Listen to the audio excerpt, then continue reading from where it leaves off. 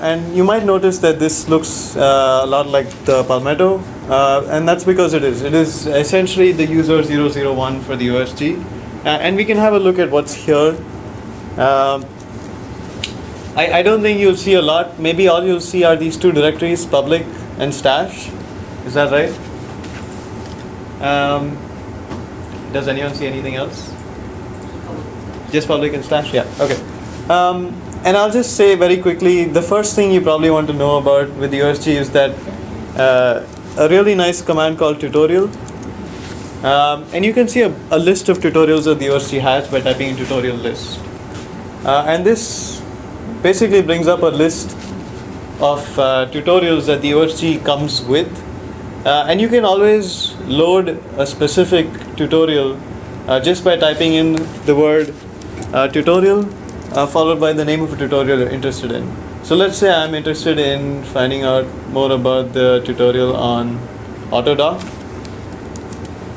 I just type in tutorial Autodoc Vina, and you can type in any one of these if you want, and hit enter. And what that does is it creates a new directory with the name tutorial hyphen the name of the tutorial, and that directory has all the files that you'll need to run a specific job and some information about what that job is. And so if any of these apply to your workflow, maybe a good starting point would be just to clone one of these tutorials and then make small changes to them and get your job running as soon as possible on the OSG. But again, before you do that, you maybe want to understand all the pieces of a job and how they work together. So we'll not work with the built-in tutorial to begin with. We'll create our own job from scratch. So let's just go ahead and go back to our home directories. And let's just create a new directory called first job.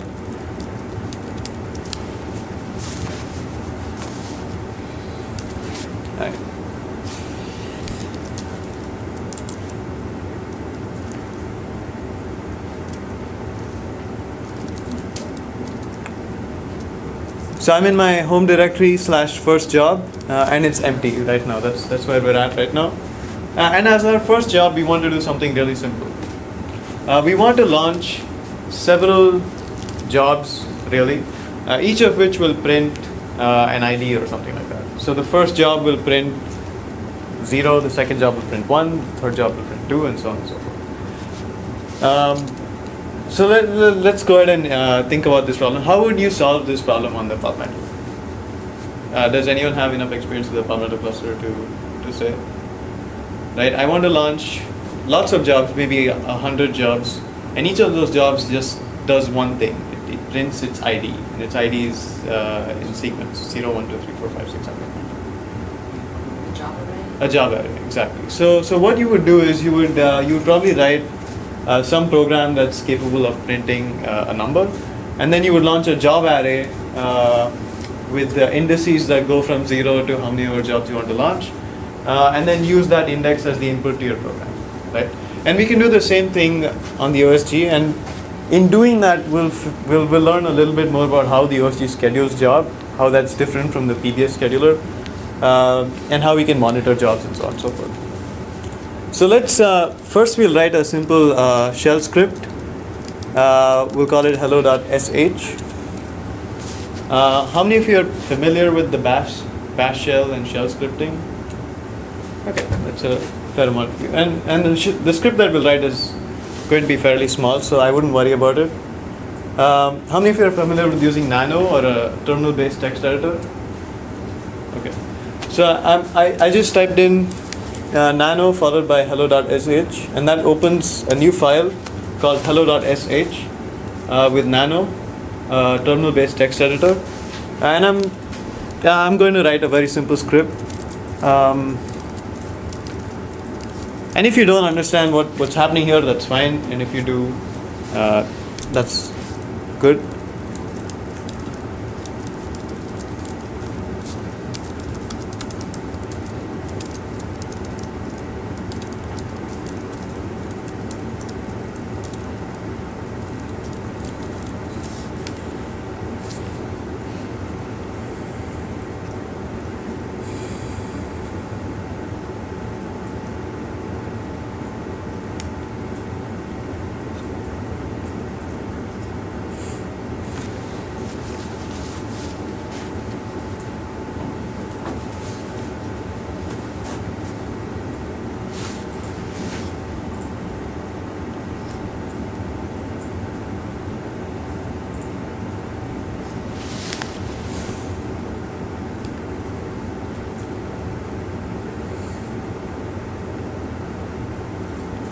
Sorry. Okay. Is everyone done copying that down? You need more? All right. So we can test this script, we can try and run it, but before we run it, we want to change the permissions on it to make it executable, because if we try to execute the script, we're probably going to meet with an error. It says we don't have permissions to execute it, so we just change the permissions on it.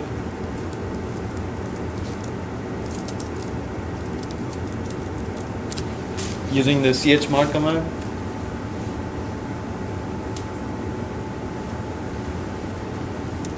Alright.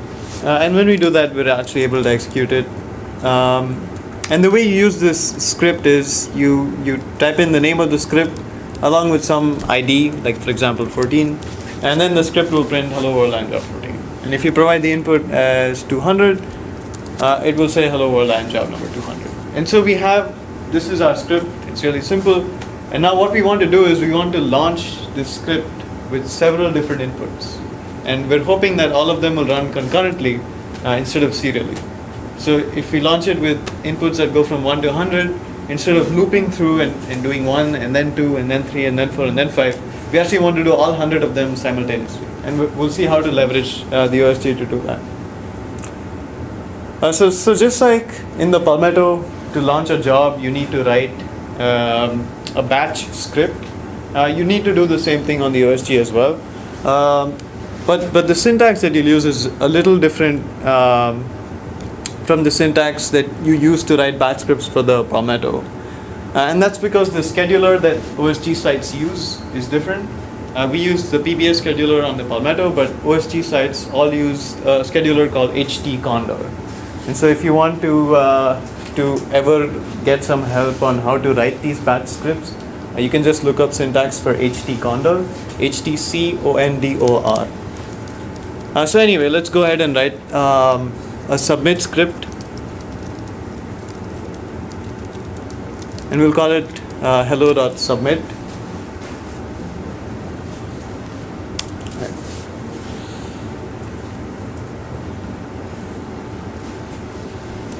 The first line you always want in all of your submit scripts is generally going to be something called universe equals vanilla.